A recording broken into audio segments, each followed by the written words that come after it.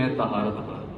جس بندے کو طہارت کے معلومات نہیں ہیں، پاکی کیسے حاصل کرنی ہے، نجاست کی کتنی قسمیں ہیں، نجاست غلیظہ کون سی ہے، نجاست خفیفہ کون سی ہے، کس چیز کو کیسے پاک کرنا ہے، کتنی نجاست لگی ہو تو نماز ہو جاتی ہے، کتنی لگی ہو تو نہیں نماز ہوتی، یہ ساری معلومات بہت ضروری ہیں، کیونکہ طہارت کے مسائل نہیں آتے ہیں۔ پاک نہیں ہوں گے تو نماز کیسے پڑھیں گے، پاک نہیں ہوں گے تو تلاوت کیسے کریں گے، باوضو نہیں ہوں گے تلاوت کیسے ادا کریں گے۔ اسی طرح استنجے کا بھی لوگوں کو نہیں پتہ کس طرح کرنا ہے، استبرا کیا ہوتا ہے، بعض صورتوں میں استبرا واجب ہوتا ہے، اور اس طرح پورا کی ڈیفینیشن نہیں پتہ ہوتی، نام ہی شاید پہلی بار سنا ہوگی کیا ہوتا ہے۔ کچھ لوگوں نے بعد میں مجھ سے پوچھا تھا، اس کی سمجھنے کی کوشش کی تھی۔ بعض لوگوں کو قطرے کی پرابلم ہوتی ہے کہ جب پیشاب کرتے ہیں تو کوئی قطرہ اٹک جاتا ہے، بعد میں جیسے ہی چلتے ہیں پھر نکل جاتا ہے، پھر ان کو دوبارہ وضو کرنا پڑتا ہے۔ تو یہ بیماری کی وجہ سے بھی ہو سکتا ہے، کوئی بھی وجہ ہو سکتی ہے اس کی۔ تو ایسے شخص کے لیے جس کو یہ مسئلہ ہو، بوڑھوں کو بھی ہوتا ہے، جوانوں کو بھی ہوتا ہے، کسی عمر میں بھی ہو سکتا ہے، وہ جیسے ہی چلتے ہیں، سیڑھیاں چڑھی، تھوڑا تیز چلا، زور سے کھانسی کی، تیز سانس لیا، اب ان کا کوئی اٹکا ہوا قطرہ نکل جاتا ہے، پھر دوبارہ سے کپڑے بھی ناپاک ہوئے، دوبارہ سے وضو بھی کرنا پڑا، دوبارہ سجا کرنا پڑا۔ تو ایسے شخص کے لیے استبرا واجب ہو جاتا ہے، جس کو یہ پرابلم ہو کہ کوئی نہ کوئی قطرہ بعد میں نکلنے کا چانس ہو۔ استبرا کہتے ہیں کہ کوئی ایسا عمل کرنا کہ جس سے وہ قطرہ نکل جائے۔ اب وہ عمل کوئی بھی ہو سکتا ہے، تیز تیز سانس لینا، بریتھنگ ایکسرسائز جسے کہتے ہیں، یا تیز تیز چلنا، یا چڑھائی چڑھنا، یا تھوڑا بہت ایکسرسائز کر لینا تاکہ قطرہ جو ہے اٹکا ہوا نکل جائے۔ اس کے بعد پھر استنجا کرے، وضو کرے، اطمینان سے کرے۔ تو یہ ایسا کوئی کام کرنا جس سے وہ قطرہ اس کا نکل جائے، جب جیسے بھی نکلتا ہے، تیز واک کرنے سے نکلتا ہے، تیز تیز سانس لینے سے نکلتا ہے، تھوڑا اچھل کود سے نکلتا ہے، چڑھائی چڑھنے سے نکلتا ہے، ایکسرسائز کرنے سے نکلتا ہے، کچھ بھی عمل کرنے سے اگر وہ نکلتا ہے تو پھر اسے وہ عمل کرنا اس کے لیے ضروری ہو جاتا ہے، اس پہ واجب ہو جاتا ہے۔ تو یہ استبرا ہوتا ہے۔ تو طہارت کے بارے میں ہم سن رہے تھے، پاکیزگی اور پاکیزہ لوگ اللہ کو پسند ہیں، واللہ یحب المطہرین، اور سترے اللہ کو پیارے ہیں۔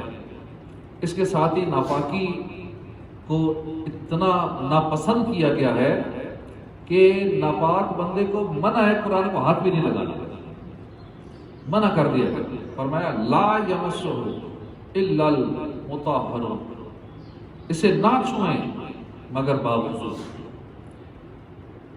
احادیث مبارکہ میں صفائی ستھرائی کی بہت زیادہ اہمیت ہے۔ فرمان مصطفیٰ صلی اللہ علیہ وسلم، طہارت نصف ایمان ہے، بے شک اسلام صاف ستھرا دین ہے، تو تم بھی صفائی ستھرائی حاصل کرو، کیونکہ جنت میں صاف ستھرا رہنے والا ہی داخل ہوگا۔ ایک اور حدیث پاک ہے، جو چیز تمہیں مل جائے اسے صفائی ستھرائی حاصل کرو۔ اللہ کریم نے اسلام کی بنیاد صفائی پر رکھی ہے، اور جنت میں صاف ستھرے رہنے والے ہی داخل ہوں گے۔ صفائی الحمدللہ مسلمان کیا یہ خاصہ ہے صفائی، اور یہ جو کافر ہوتے ہیں، غیر مسلم ہوتے ہیں، ان کے پاس کبھی آپ محلوں سے بھی گزرے نا تو ایسی عجیب و غریب اسمیل آتی ہے۔ جب ہم دوسرے ملکوں میں تبلیغ کے لیے جاتے ہیں مدنی قافلے میں، تو وہاں دیکھا گیا کہ جب وہاں مکس ہوتے ہیں، کافر مسلمان اکٹھے ہی رہ رہے ہوتے ہیں، تو جب نکلتے تھے مسلمانوں کو دعوت دینے کے لیے، تو جب کفار کے گھروں کے پاس یا ان کے محلوں سے بھی گزرتے تھے تو ایسی اسمیل آتی تھی، گزرنا مشکل ہو جاتا تھا۔ لیکن مسلمانوں کے گھروں سے اسمیل نہیں آتی تھی، مسلمان کے جسم سے اسمیل نہیں آتی تھی۔ مسلمان 5 ٹائم وضو کرتا ہے، نہاتا دھوتا ہے، اپنے آپ کو پاک صاف رکھتا ہے، تو مسلمان کو صاف ستھرا ہی ہونا چاہیے۔ کچھ ایسے بھی ہیں نہیں صفائی کا خیال رکھتے، خاص کر جو بے نمازی ہوتے ہیں وہ بھی اتنا خیال نہیں رکھتے۔ بعض اوقات نماز پڑھنے والوں میں بھی کچھ ایسی تعداد ہے جو اتنا دھیان نہیں رکھتے، کپڑے صاف نہیں رکھتے، جسم صاف نہیں رکھتے، منہ اور دانت صاف نہیں رکھتے، اپنے بالوں کو صاف نہیں رکھتے، تو ان کو بھی ذرا ان چیزوں کا خیال رکھنا چاہیے۔ اور خاص کر مسجد میں آنے سے پہلے تو اچھے کپڑے، تیل لگانا، تیار ہونا، جس طرح کسی دعوت میں جاتے ہیں تیار ہو کر، کم از کم اتنا تو تیار ہونا چاہیے جتنا کسی بڑے افسر کے پاس یا جس کو بھی بڑا سمجھا جاتا ہے، وزیر اعظم سے ملاقات کے لیے جانا ہے، صدر سے ملنے جانا ہے، کسی سے بڑے سے جس کو دنیا دار بڑے سمجھتے ہیں، کسی ایسے کے پاس جانا تو کیسے جائیں گے تیار ہو کے، کسی شادی کی دعوت میں جانا تو کیسے تیار ہو کے جائیں گے، یا بالفرض کسی کی اپنی شادی ہے تو وہ کیسے تیار ہوگا۔ تو اللہ کی بارگاہ میں حاضر ہوتے ہوئے کم از کم اتنا تو تیار ہو، حالانکہ ہونا اس سے زیادہ چاہیے۔ عام جتنی تیاری دنیا کے لیے، دعوتوں کے لیے، کسی سے ملاقات کے لیے ہوتی ہے، اس سے زیادہ تیاری اللہ کی بارگاہ میں حاضری کے لیے ہونی چاہیے، ورنہ کم از کم اتنی تو ہونی ہی چاہیے۔ لیکن لوگ کام کاج والے لباس میں انہی کپڑوں میں نماز پڑھ رہے ہوتے ہیں۔ مستری مزدور دیکھا گیا ہے کہ انہی گندے کپڑوں میں آ کے نماز پڑھنے آ جاتے ہیں، یا اور بھی کوئی لوگ رات کو جیسے فجر کی نماز پڑھتے ہیں تو سلیپنگ ڈریس میں ہی آ جاتے ہیں، حالانکہ اسی سلیپنگ ڈریس میں کسی اور سے ملاقات کے لیے نہیں جائیں گے، سلیپنگ ڈریس میں کسی شادی کی دعوت میں نہیں جائیں گے، لیکن اللہ کے گھر میں اسی رات والے لباس میں لوگ آ جاتے ہیں۔ تو اس کا خیال رکھنا چاہیے۔ طہارت کی دو قسمیں، طہارت صغریٰ اور طہارت کبریٰ۔ طہارت صغریٰ سے مراد ہے وضو، اور طہارت کبریٰ سے مراد ہے غسل۔ ہر عاقل و بالغ مسلمان مرد عورت کے لیے طہارت کے وہ احکام سیکھنے فرض عین ہیں جن سے نماز درست ہو سکے۔ بلا عذر جان بوجھ کر بغیر طہارت کے نماز پڑھنا کفر ہے، جبکہ اسے جائز سمجھے یا مذاق کے طور پہ یہ عمل کرے تو یہ کفر میں آتا ہے۔ وہ طہارت جو نماز کی شرط ہے، اس سے کیا مراد ہے؟ اس سے مراد یہ ہے کہ نمازی کا بدن پاک ہو، کپڑے پاک ہو، جس جگہ نماز پڑھ رہے ہیں اس جگہ پاک ہو۔ مشکوک پانی سے کیا مراد ہوتی ہے؟ مشکوک پانی سے مراد یہ ہے کہ جس کے وضو کے قابل ہونے میں شک ہو، جیسے گدے خچر کا جوٹھا مشکوک ہے، لہذا اس سے وضو نہیں ہو سکتا، کیونکہ بے وضو ہونا یقینی ہے، اور یقینی ناپاکی مشکوک چیز سے زائل نہیں ہوتی۔ اچھا پانی ہوتے ہوئے مشکوک سے وضو اور غسل جائز نہیں ہے، اور اگر اچھا پانی نہ ہو تو اسی سے وضو اور غسل کر لے اور تیمم بھی کر لے، اور بہتر یہ ہے کہ وضو پہلے کرے، اور اگر عکس کیا یعنی پہلے تیمم کیا پھر وضو، جب بھی حرج نہیں ہے۔ اور اس صورت میں وضو اور غسل میں نیت کرنی لازمی ہے، اور اگر وضو کیا تیمم نہ کیا، یا تیمم کیا وضو نہ کیا تو نماز نہیں ہوگی۔ وضو بھی کرنا ہوگا، تیمم بھی کرنا ہوگا، دونوں کام کرنا ہوگا۔ کیا طہارت کے بعد بچ جانے والے پانی سے وضو کیا جا سکتا ہے؟ جی، اس سے وضو کر سکتے ہیں۔ بعض لوگ جو اس کو پھینک دیتے ہیں، ایسا نہیں کرنا چاہیے، یہ اسراف میں داخل ہے۔ وہ کون سا حوض ہے جو مکمل بھرا ہو تو ناپاک ہے، لیکن کم بھرا ہو تو پاک ہے؟ کوئی حوض ایسا ہے کہ اوپر سے تنگ اور نیچے سے کشادہ ہے، یعنی اوپر دہ در دہ، یعنی 100 ہاتھ 25 گز 225 فٹ، 100 ہاتھ یا 25 گز یا 225 فٹ نہیں، اور نیچے وہ دہ در دہ یا اس سے زیادہ ہے۔ اگر ایسا حوض اوپر تک بھرا ہوا ہو اور نجاست پڑے تو ناپاک ہے۔ پھر اگر اس کا پانی گھٹ گیا اور وہ دہ در دہ ہو گیا تو اب پاک ہے۔ ایسا حوض ہے نیچے سے کھلا ہے، یعنی اتنا کھلا ہے جو ایک شرعی اصطلاح ہے نا کہ دہ در دہ ہونا چاہیے، نیچے سے اتنا ہی ہے، دہ در دہ ہے، لیکن اوپر سے اس کا منہ تنگ ہے۔ اگر منہ تک پانی بھرا ہوا ہے اور اس میں نجاست چلی گئی ہے تو وہ ناپاک ہے۔ جب پانی اس میں سے کم ہو جائے گا، کم ہو کے وہ اس تنگ حصے سے اب کھلے حصے میں آ جائے گا، پانی کم ہونے سے وہ پاک ہو جائے گا۔ پانی زیادہ ہے وہ ناپاک ہے، پانی کم ہو گیا وہ حوض پاک ہو گیا۔ کیوں پاک ہوا؟ چونکہ پہلے اس کا منہ تنگ تھا، اب وہ نچلے حصے میں پانی چلا گیا کم ہو کے، نیچے والا حصہ اس کا کھلا ہے، وہ دہ در دہ ہے۔ تو دہ در دہ جو بھی تالاب وغیرہ ہو یا وہ پاک ہوتا ہے، تو اس لیے وہ پاک ہے۔ دوسرے ملکوں میں جو شافعی مسلک والے ہیں، ان کے ہاں دہ در دہ سے کم بھی ہو تو وہ پاک ہوتا ہے ان کے مطابق، لیکن ہمارے حساب سے پاک نہیں ہوتا۔ جو لوگ دوسرے ملکوں میں جاتے ہیں، جن کو یہ مسائل نہیں پتہ ہوتے، وہ انہی کے ساتھ وضو کرتے ہیں۔ وہاں تقریباً ہر مسجد کے اندر ایک حوض سا بنا ہوتا ہے، سارے اس میں وضو کر رہے ہوتے ہیں۔ بعض کل وہ اتنے حوض ہوتے ہیں، 2 فٹ کے، 1 فٹ کے، 3 فٹ کے۔ لیکن حنفیوں کے نزدیک، ہمارے نزدیک اگر 10 میں 10 سے کم ہوگا، دہ در سے کم ہوگا تو ہمارا وضو اس میں نہیں ہو سکتا۔ ہمارے لیے ضروری ہے کم سے کم دہ در دہ ہونا چاہیے۔ اب وہاں پہ لوگ اسی میں ہی تھوک بھی رہے ہوتے ہیں، اسی میں گندگی، اور بڑا عجیب لگتا ہے۔ ہم جیسا بندہ حنفی تو ایسے نہیں کر سکتا، لیکن وہ لوگ سارے کر رہے ہوتے ہیں۔ ہماری آزمائش مان جاتی ہے، ٹوٹیاں ڈھونڈتے رہتے ہیں، کئی مسجدوں میں ایک ٹوٹی بھی نہیں ہوتی۔ اب مسئلہ مانجدہ وضو کہاں کرے گا؟ ان کے ساتھ ہم کر نہیں سکتے۔ ہاں شافعی مسلک کے نزدیک ان کی ہو جاتی ہے، ہماری نہیں ہوگی، ہمارا وضو نہیں ہوگا.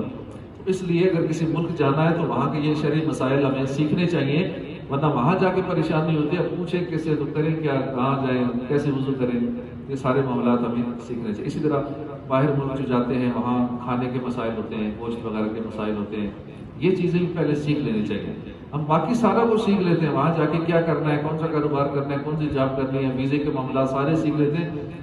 یہ ضروری چیزیں وہ نہیں پتہ ہوتی کہ وہاں جا کے کافروں کا ذبیحہ نہیں کھانا، کافروں کے ہاتھ کا گوشت نہیں کھانا، ان کا ذبح کیا ہوا گوشت وغیرہ نہیں کھانا، چکن ہو چاہے جو بھی ذبح کا ہونے والا جانور ہے، تو اور حلال حرام کے مسائل وغیرہ.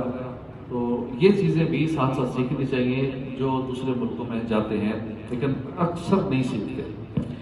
کارپیٹ ناپاک ہو جائے تو کیسے پاک کیا جائے؟ جیسے یہاں بھی ایک دو بار ایسا ہو چکا ہے، چھوٹے بچے آتے پیشاب کر دیتے ہیں تو کتنی مشکل سے ہم نے پاک کیا. اوپر چھت پہ لے جا کے اسے دھو کے پھر پورا سوکھ جائے، سوکھنے میں بھی 2-3 دن لگا دیتا ہے. سوکھنے کے بعد پھر دھویا جائے، پھر سوکھ جائے 2-4 دن رکھیں، پھر تیسری بار دھویا جائے، پھر سارا پانی نچڑ جائے، سارا سوکھ جائے، پھر جا کے کارپیٹ پاک ہوتا ہے، دوبارہ اس کو مسجد میں بچھا سکتے ہیں. تو کارپیٹ پاک کرنے کا یہی طریقہ کہ ایک بار دھویا، کہیں لٹکا دیا، پانی بالکل ٹپکنا بند ہو جائے، پھر دوبارہ دھویا، لٹکا دیا، پانی بالکل بند ہو جائے، ایک قطرہ بھی نہ بچے. پھر تیسری بار ایسا کیا تو پھر پانی ٹپکنا بند ہو جائے گا. تو اب کارپیٹ پاک ہو جائے گا، چاہے گھر کا کارپیٹ ہو چاہے مسجد کا کارپیٹ ہو. گھر میں بچے پیشاب وغیرہ کر دیتے ہیں کارپیٹ پر. چٹائی، چمڑے کے چپل، مٹی کے برتن وغیرہ، جن چیزوں میں پتلی نجاست جذب ہو جاتی ہو، جن چیزوں میں نجاست جذب ہو جاتی ہو لیکوڈ، ان کو دھونے کا یہی طریقہ ہے، پاک کرنے کا یہی طریقہ ہے. دوسرے کے کپڑے پر نجاست لگی دیکھی کیا کرنا چاہیے؟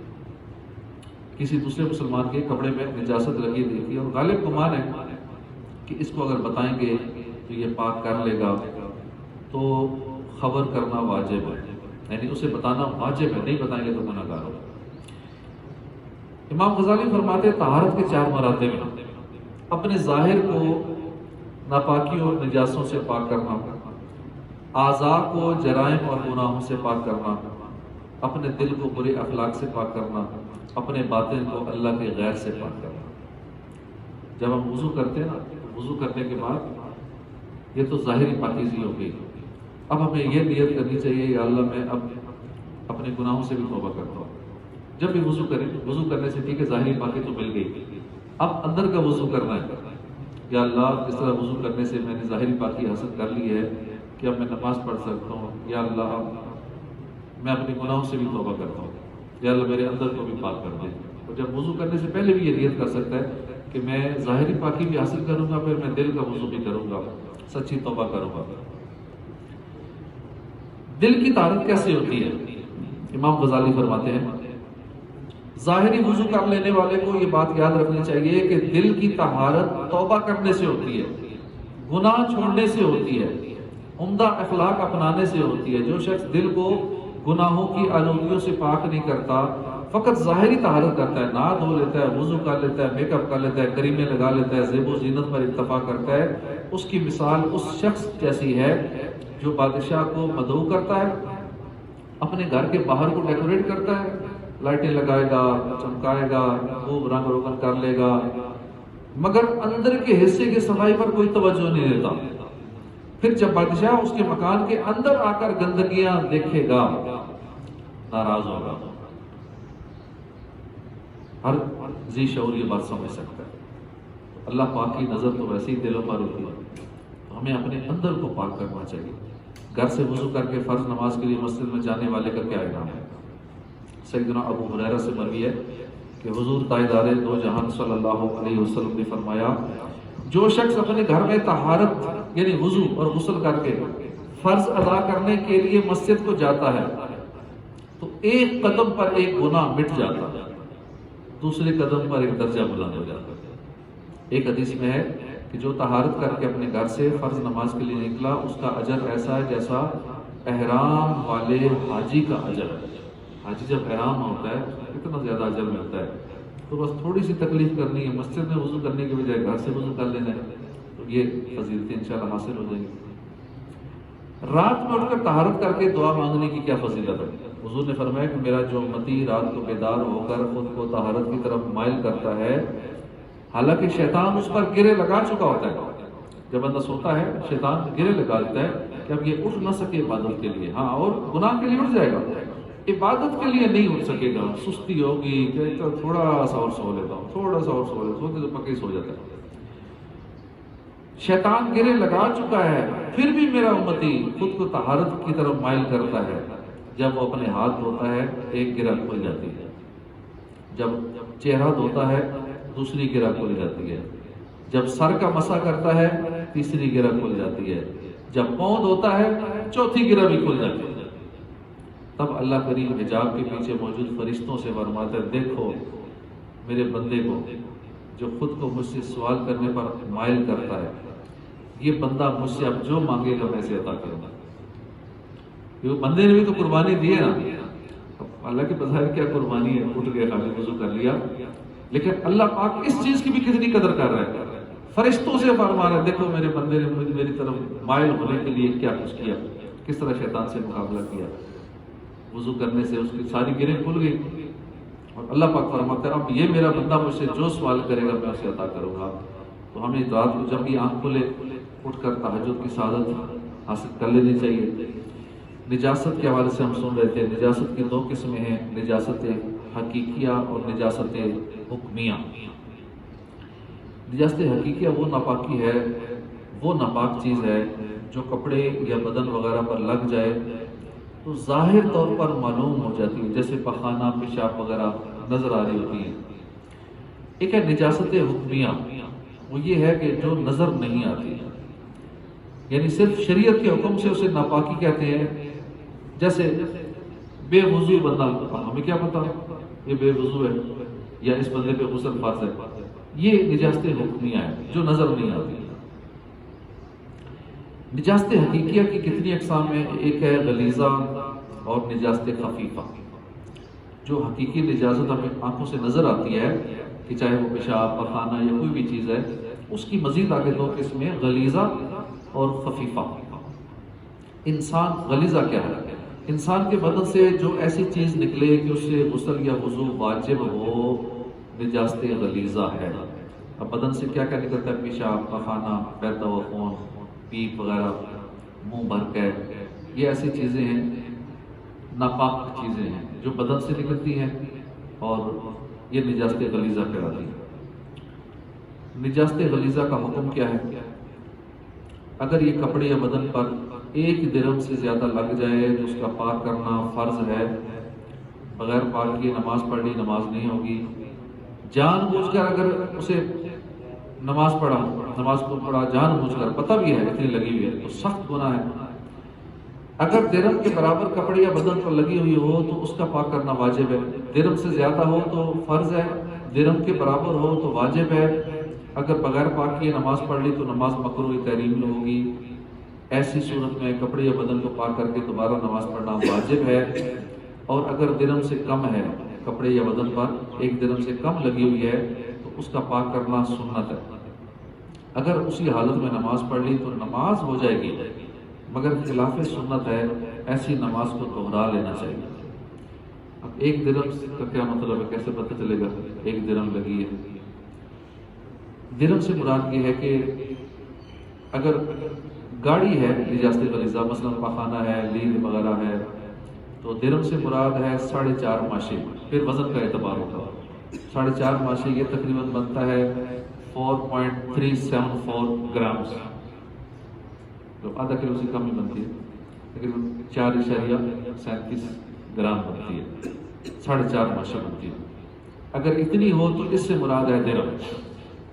لہٰذا اگر نجاست درہم سے زیادہ یا کم ہے تو اس سے مراد وزن کے حساب سے ہوگی، یعنی جو بھی گاڑی ہوگی پخانہ لیل وغیرہ ہوگا تو وہ وزن کے حساب سے ہوگا، یعنی 4.5 ماشے سے کم یا زیادہ اس کے حساب سے حکم لگے گا۔ اگر پتلی ہے، لیکوڈ فارم میں ہے، پیشاب وغیرہ ہے، تو درہم سے مراد اس کی لمبائی چوڑائی ہوگی، یعنی اب اس کا حساب کیسے لگائیں گے؟ درہم تو ہر ایک کے پاس ہوتا نہیں ہے، درہم کا سکہ کہاں سے لائیں؟ اپنی ہتھیلی کو ایسے چوڑا کریں گے، ہتھیلی پہ آپ پانی ڈالیں، اب وہ پانی جب گرنا شروع ہو جائے نا، اس سے پہلے جہاں تک پانی رک جاتا ہے، مزید تھوڑا ڈالیں تو وہ گر جائے گا۔ تو جتنا پانی اس ہتھیلی پہ رک سکتا ہے اتنا ایریا بنتا ہے درہم کا۔ اگر اتنی ہے تو اس کا پھر جو حکم ہم نے سنا ہے کہ اگر درہم کے برابر ہے تو برابر سے وہی مراد ہوگی کہ اتنا جتنا ہتھیلی میں پانی ٹکتا ہے، زیادہ ہے تو اس کا مطلب زیادہ جو پانی وہ گر جائے گا وہ اس سے زیادہ ہوگی، کم ہے تو وہ کم کا حکم جو ہم سن چکے ہیں۔